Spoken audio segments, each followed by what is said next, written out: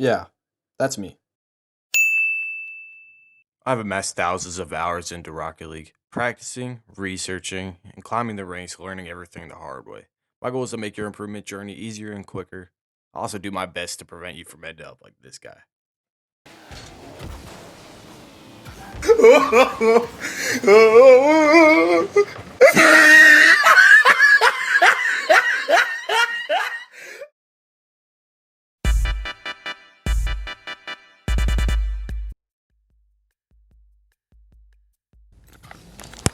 In Rocket League, one of the most important things is settings, especially when you're first getting into the game. Because if you're playing on the wrong settings, you're basically going to be incapable of competing at a higher level. So as for training, these don't matter too much. The game speed's very variable. But generally you're gonna want on almost always gonna be playing 100% speed. Sometimes people will take it down to around 60%, just if they're practicing certain mechanics. It's also a little buggy, as you can see. Like I just reset the ball and it kept me at the same speed. In general though, you're gonna want the game speed on 100 for training. Disable goal reset. Basically, what this does, if you hit this ball here, it gets rid of your goal explosion. That's all it does. I tend to keep it off in case I hit a nice shot, but it doesn't matter at all. Boost options, you're gonna almost always want on unlimited if you're just playing around in free play. Pretty much the only time I'd suggest playing for standard is if you struggle with feathering like this in the air, or yeah, that's pretty much the only time. Or if you're practicing picking up small pads, boost pathing. Chances are, if you're playing this, you're not really too worried about these things yet. You're just getting into the game. So, in general, I also recommend keeping that on unlimited at all times. Gameplay. Split screen layout, this really doesn't matter unless for some odd reason you're playing split screen. Cross-platform play, I tend to suggest keeping it on, especially if you're a PC player. Just allows for quicker queue times. Like I said, right, you want all this on high. Keep this on CSTS. This is basically the best for laggy.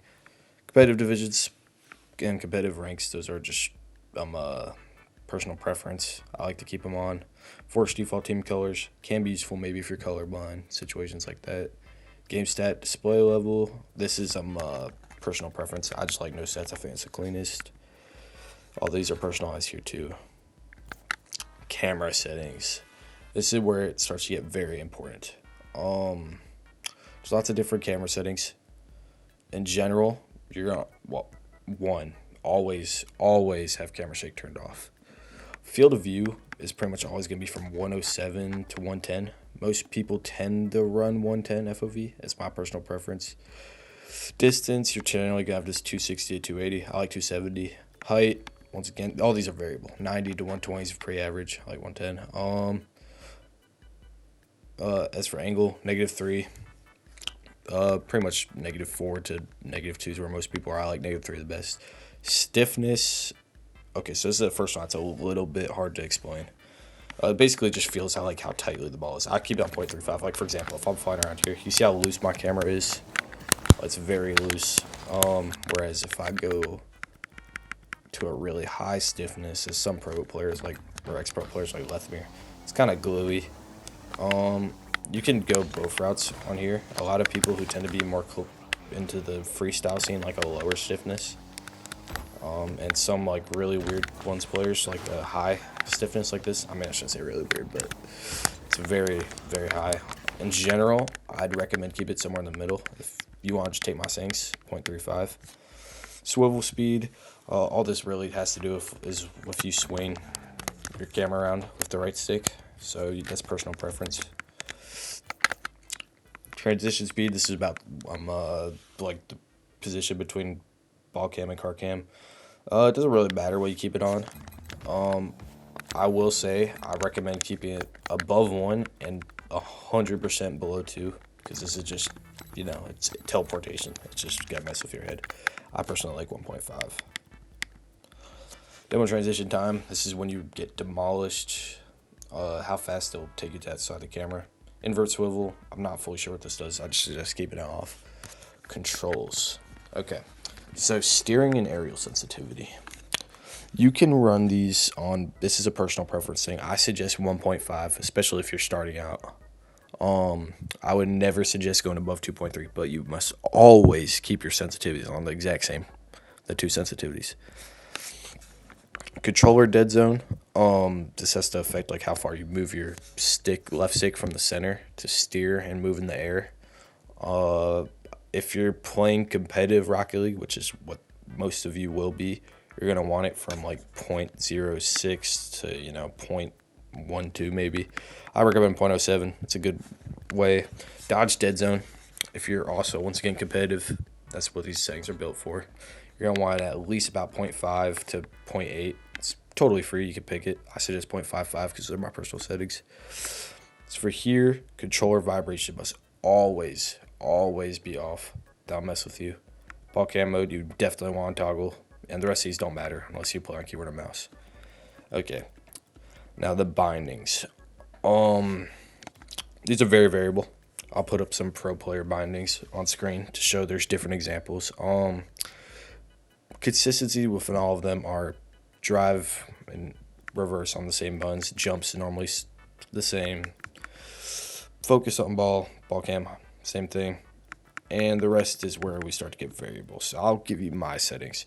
Okay, so if you just don't want to play claw, or you can't fat finger, circle, and jump, I personally suggest putting your boost on right bumper.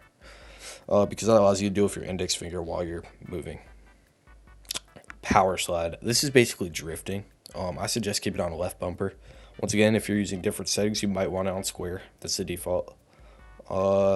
Air roll. Some people don't use a free air roll. I personally suggest you do so. This is like once you get into more advanced Rocket League. What air roll is it's how you get the ball to your car to spin in the air like this. So this is free air roll. I keep it on the same button as your power slide. If you bind it, you should 100% have it on the same button as power slide. Then there's something called directional arrow, which we'll get into in a second. That's arrow left and arrow right, which forces you to spin one direction.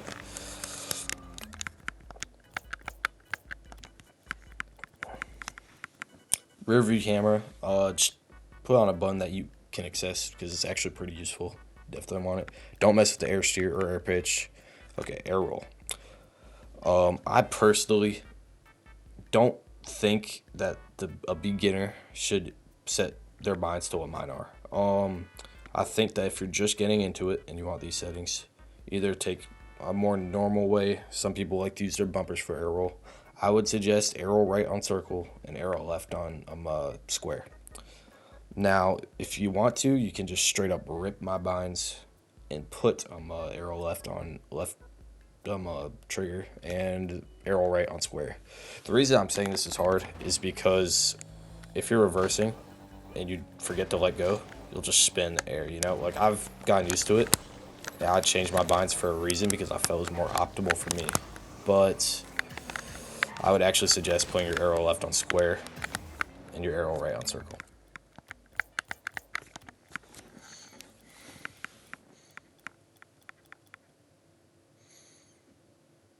Okay, all these aren't too important. Skip relay, all these are the same. Scoreboard, people like to put this on while they're actual binds. Make sure the button is out the way, please. Just don't have it to where it's like one of your actual gameplay buttons.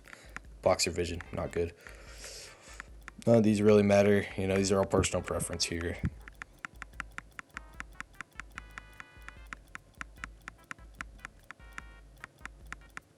Okay, we get into these free play binds here. A lot of people don't know this, but in order to change the free play binds, you actually have to be in free play, which if you don't know, that's where you practice Rocket League. It's what I'm in right now. So the way you get to it is by hitting training and then free play right here, free play, and just pick whatever field you want. So you actually have to be in free play to change the free play binds. Once again, don't make it one of your core buttons. Like you don't want to just be playing the game, practicing, and accidentally send the ball flying or reset your shot. Which you'll have to change these if you use my binds because usually reset shots on R1, which is our boost button, right? So reset shot, I have a share. Next, take possession, I have is up. Down the D-pad for start dribble. Left for pass ball, right for launch ball. And if you're not utilizing all four of these, like you should definitely keep four of these bound on your D-pad because even if you don't use it when you're first starting out, you will end up using them in the future. Okay, that's it for the behind sync controller settings. Interface. Interface scale, personal preference, display scale. You want to keep that on 100%. Okay, nameplate scale. A lot of higher ranked players won't tell you this, but you want to move this way up from 100. I like 170 because it just gives you a better visual. You can see your opponents better. Nameplate mode, default, match notifications, all these don't really matter. These are personal preferences. All of these, I would suggest keeping ball cam indicator on if you're a newer player, just so you can get used to things. Ball arrow, I'd keep that on, and these are all personal preference from here. Video, okay, this is very important. I don't think console players are going to be able to actually take much from this, but if you are on PC, use whatever resolution your monitor is. Mine's a 1920 by 1080. Make sure to play in full screen. If you don't, that can cause some input delay. Also, keep VSync or vertical sync off because that can also cause input delay. And from there, you want to basically take all these things. Anti-aliasing off, render quality, high quality, render detail custom, frames per second uncapped, texture detail, high quality, world detail, performance, low intensity, and then you want all these to be turned off. Audio, once again, these are all personal preferences, Make sure to definitely have gameplay turned up because it can help you. Chat, once again, these are all personal preferences here.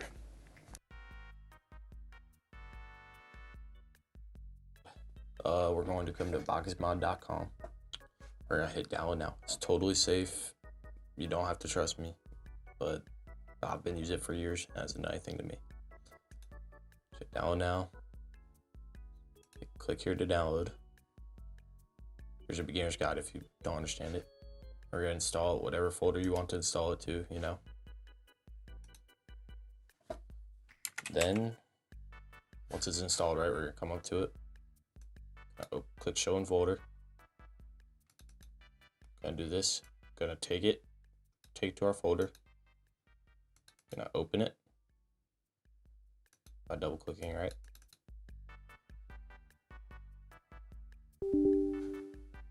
Here something pops up. You hit yes,